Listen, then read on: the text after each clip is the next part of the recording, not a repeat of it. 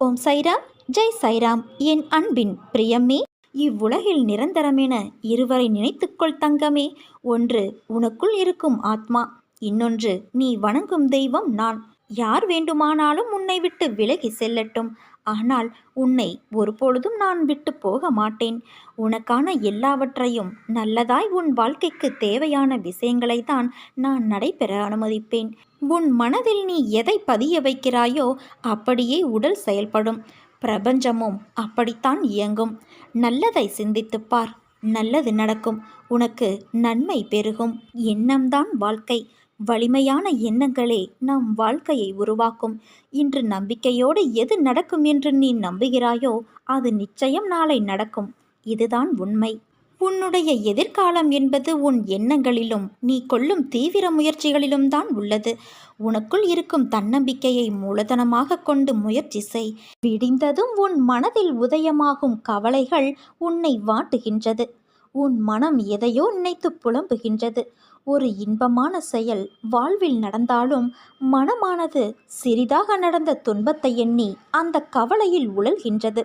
அதை பற்றி யோசித்து மனதை குழப்பிக்கொண்டு இருக்கும் உன் பழக்கத்தை மாற்று. ஒளியை எதிர்கொண்டு மலரும் மலர்களைப் போல நீ இருக்கவே உனக்கு நேர்மறை எண்ணங்களை உரமாக இடுகின்றேன். உன் பாதைகளில் உனக்கு துணையாக நான் இருக்கின்றேன். உன் நீண்ட பயணத்தில் உனக்கு உறுதுணையாக இருப்பேன் குழந்தையே. கலங்காதே, குழம்பாதே. அனைத்து பிரச்சனைகளும் தீர்ந்துவிடும். உன் வாழ்வில் மீண்டும் மகிழ்ச்சி பொங்கும். நம்பிக்கையோடு இரு என் குழந்தையே. உன் வாழ்க்கையில் ஏற்பட்ட அனைத்திற்கும் பதில் கூற நான் தயாராக இருக்கிறேன். நீ உனக்கு யாரும் இல்லை என்று நினைத்து அழுத போதெல்லாம் என் வருகையை நீ உணர்ந்து இருப்பாய். அதே போலத்தான் நீ சற்றும் எதிர்பார்க்காதவாறு இன்று உன் மனதை மாற்றினேன். நீ சந்தோஷத்தில் திக்குமுக்காடி இருந்ததை பார்த்து நான் பூரித்து போய் பார்த்து கொண்டு இருந்தேன். உன்னை சுற்றி உன்னை உண்மையாக நேசிப்பவர்களை இன்று உணர்ந்தாயல்லவா? என் குழந்தையான உன்னை சிரித்து கொண்டே இருப்பதை பார்க்கும்போது இந்த உலகத்தையே நான் மறந்து போகின்றேன். உன் மனதில் இருந்த அனைத்து எதிர்மறையான எண்ணங்களும் மறைந்து போகும். உன் மனதில் இருந்த அனைத்து எதிர்மறையான எண்ணங்களும் மறைந்து போகும் நேரம் வந்து விட்டது. நீ பயப்படாதே. வார்த்தைகளில் எப்படி எனக்கு நன்றி சொல்வது என்று உன் பரவசமான மனநிலை, உன் அன்பு என்னை ஆச்சரியப்படுத்துகிறது. நீ நன்றாக வாழப்போகின்றாய். என் இதயம் என்னும் கருவறையில் நீ நன்றாக வாழப்போகிறாய். வாழ்க்கை என்பது நாம் நடந்து செல்லும் பாதை போல.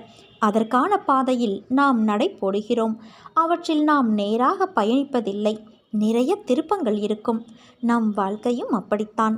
பயணத்தில் சந்திக்கும் நிகழ்வுகளும் அதன் மூலம் நாம் கற்று அறியும் அனுபவமும் பாடங்கள் வாழ்க்கையை பற்றிய புரிதலை ஏற்படுத்தும்.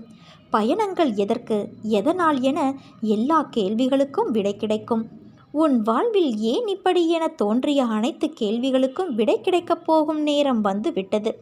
நம் பயணத்தின் போது நாம் உணர்ந்த பாடங்களும் கற்று உணர்த்திய அனுபவங்கள். ஒருவரின் மனதை புரிந்து நடப்பவரின் அறிவு, கல்வி கற்றவர் காட்டிலும் மேம்பட்டது. ஏனென்றால் நாம் ஒன்றை புரிந்து கொண்டு இருப்போம்.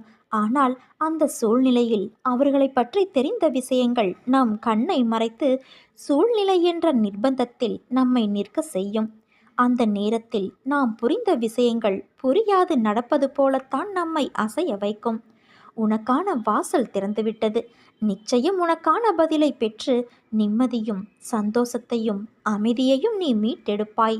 உன் பெற்றோருக்கு பாதுகாப்பாய் நான் இருக்கின்றேன். என்னை மீறி எதுவும் அவர்களை நெருங்காது என் குழந்தையே. அவர்கள் பட்ட கஷ்டங்களுக்கு விடியல் பிறக்கப் போகிறது. நான் உன் உயிராய், என் உயிரின் உருவமாய் நீ இருக்கிறாய். உன்னோடு நான் எப்போதும் இருப்பேன் குழந்தையே. என்னை காணவில்லை என்று வருத்தமடையாதே. உன் கண்களை மூடி என்னை மனதார நினைத்துப்பார். என் ஒளி உருவம் உன் முன் தோன்றும். உனக்கான அனைத்து பதில்களையும் தகுந்த நேரத்தில் நான் தருவேன் என் குழந்தையே. என் அருளும் ஆசையும் எப்போதும் உனக்கு உண்டு. நீ எங்கிருந்தாலும் எதை செய்தாலும் அவை எல்லாவற்றையும் நான் அறிவேன். உன்னை ஆட்டுவிப்பவன் நான்.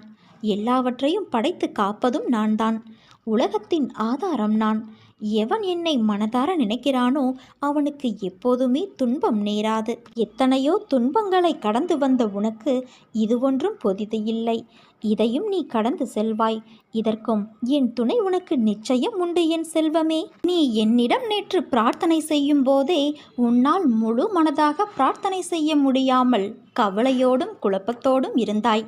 நடப்பது எல்லாம் உனக்கு குழப்பத்தையும் அச்சத்தையும் தருகிறது என்று சொல்லி வேண்டினாய்.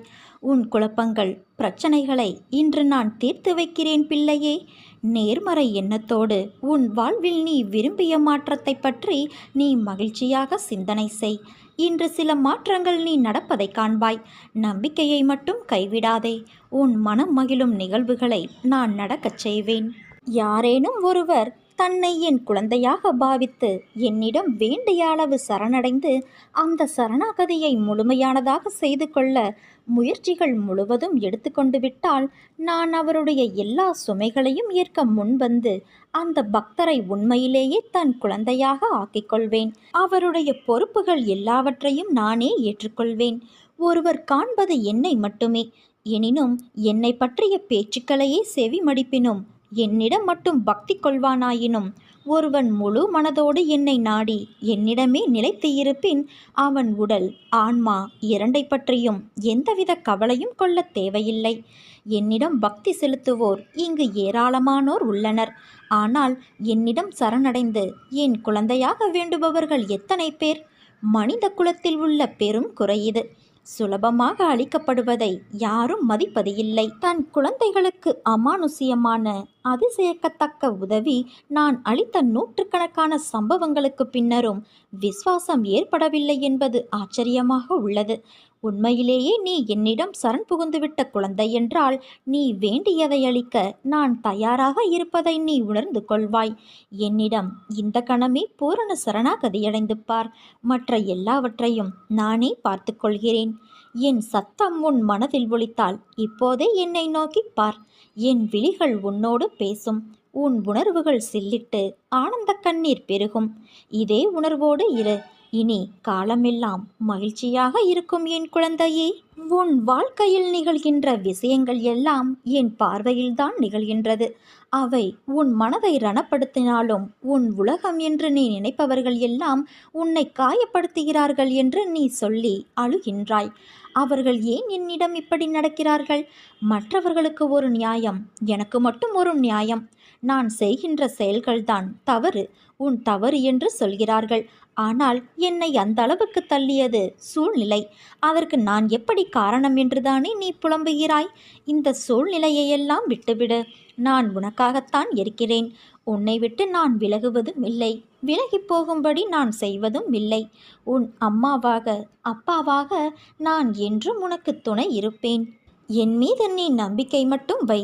உன்னை சுற்றி இருப்பவர்கள் திடீரென தாழ்ந்து போகும்போதும் விழும்போதும் அழும்போதும் அது அவர்கள் கர்ம வினையால் வந்தது என்பதை உணர்ந்து அமைதியாக இரு.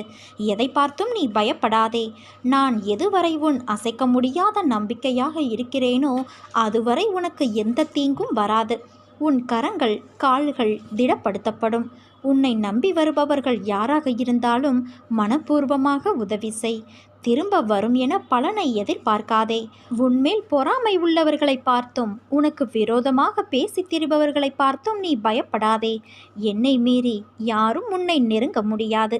இந்த உலகமே ஒன்று திரண்டு உனக்கு எதிராக துன்பம் இழைக்க முயற்சி செய்தாலும் உன் தந்தையான நான் உனக்கென எழுதியது மட்டும்தான் உன்னை வந்து சேரும் என்பதை நீ உறுதியாக நம்பு. வாழ்க்கையில் நினைத்தது கிடைப்பதற்கும் கிடைக்காமல் இருப்பதற்கும் அவரவர் கர்மாதான் காரணம். நிர்ணயிக்கப்பட்ட விஷயங்கள் என்பது நிஜமான உன் வாழ்வில் நடப்பவை. எல்லாவற்றிற்கும் ஏதோ ஒரு காரணம் இருக்கும். அவரவர் துன்பத்திற்கும் இன்பத்திற்கும் எல்லோருடைய மனம்தான் காரணம். இந்த வாழ்க்கை என்பது யாது என்று உன்னிடம் கேட்டால் நீ என்ன சொல்வாய்? நீ சொல்லும் பதிலிலிருந்துதான் என் லீலையின் அடுத்த பெரும் பங்களிப்பு உன் வாழ்வில் நடைபெறும். அப்பா, வாழ்க்கை என்றால் ஒரு பிறப்பின் நோக்கம் அறிந்து வாழ்வதற்கும் ஆன்மா என்ற உருவமற்ற உணர்வுகளுக்கு மதிப்பளித்து அதை நடைமுறையில் செலுத்தி அதற்கான முக்கியத்துவம் கொடுத்து அதை நிறைவு செய்வதில்தான் வாழ்க்கை என்ற சொல்லுக்கும் அர்த்தமும் அதன் பயனும். இந்த பதில் உன்னிடத்தில் வருகிறதா என்பதை முதலில் கேட்டுப்பார். இந்த வாழ்க்கை என்பது அன்பு, பாசம், விசுவாசம், நம்பிக்கை, பக்தி என்ற உணர்வுகளால் நிறைந்தவை. ஒருவருக்கு இதை நம்மால் வழங்க முடியவில்லை என்றால் உன் பிறப்பின் முக்கியத்துவம் அறிந்தும் கோபம், வெறுப்பு, பகைமை என்ற வேண்டாத உணர்வுகளால் உன் ஆன்மாவைப் போல உள்ள மற்றொரு ஆன்மாவிற்கு தெரிந்தும் இந்த வலியை கொடுக்கிறாயே. அதனால் உன்னுள் இருக்கும் நல்லது அடியில் போய் தேங்கிக் கொள்கிறது. நான் மட்டுமா இதை செய்கிறேன்? மற்றவரும் என்னிடத்தில் எதிர்மறை உணர்வுகளை காண்பிக்கிறார்கள். மற்றவரும் என்றால் யார் அவர்கள் உனக்கு? உன் ஆன்மா இல்லை அவர்கள். முதலில் உன் ஆன்மாவிற்கான பங்களிப்பை கொடுத்து அதை மதிக்க கற்றுக்கொள். பிறகு மற்ற ஆன்மா என்ன செய்கிறார்கள் என்ற யோசனையை செய். மாற்றம் என்பது ஒருவரிடத்தில் ஆரம்பிக்கும் ஒரு புத்துணர்வான எழுச்சி. அதை உன்னிடத்தில் கொண்டு வரவே என்னுடைய இத்தனை போராட்டங்களும் உனக்காக நடக்கிறது. மாறுதலுக்கான நடைமுறைகள் தொடங்கிவிட்டது குழந்தையே. நீயும் மனதளவில் உன்னை தயார் செய்து கொள். புதிய வாழ்க்கைக்கு என் அன்பளிப்பும் பாசமும் அருளும் அன்பும் என் உயிரும் மூச்சும் என் பிள்ளையான உனக்கே தருகிறேன். என் முழு மனதில் இடம் பிடித்த என் பிள்ளையான உனக்கு என் ஆசிகள் எப்போதும் உண்டு. நீ எதையும் இனி தேடி செல்ல வேண்டியது இல்லை. உன்னை தேடி அனைத்தும் தானாக வந்து சேரும். நீயே ஆச்சரியப்படப் போகிறாய். நல்ல மாற்றங்கள் நடைபெறப் போகிறது என் குழந்தையே. ஒரு நாள் போவது ஒரு யுகமாக தெரிகிறது என்று புலம்புகிறாயே. நான் இதுவரை எத்தனை யுகங்களை பார்த்திருக்கின்றேன். எத்தனை பேர் வந்தார்கள் போனார்கள். அவர்களில் பெரும்பாலானோர் இப்படித்தான் உன்னை போல புலம்பி தவித்தார்கள். சிலர் மடிந்து போனார்கள், சிலர் எதிர்த்து போராடினார்கள். எல்லாம் முடிந்து அவர்கள் வேறு ஜென்மம் எடுத்து கழித்தார்கள். இனி வருபவர்களுக்கும் இதுதான் நிலை. தோல்விகளையும் கஷ்டங்களையும் கண்டு ஓடி ஒளியாதே. தைரியமாக எதிர்த்து போராடு. இந்த ஜென்ம கடமைகள் அத்தனையையும் இந்த ஜென்மத்திலேயே முடித்துவிடு. அதற்காக எதிர்வரும் கஷ்டங்களை ஏற்று போராட மனதை பக்குவப்படுத்து. முடியாத போதெல்லாம் என் பெயரை உன் மனதிற்குள் நான் பதியம் செய்து வைப்பேன். என்னை கும்பிடுவதற்கு வழியை தேடி அலையாதே. நான் உன் உள்ளத்திலேயே குடியிருந்து வருபவன். எனக்கு சடங்கு சம்பிரதாயங்களோடு தான் பூஜை செய்ய வேண்டும் என நினைக்காதே. எப்போதும் என்னை நினைத்து கொண்டு இரு. அது போதும். அப்போது என் பலம் உனக்குள் ஊடுருவி உன் கஷ்டங்களை தவிடு பொடியாகிவிடும்.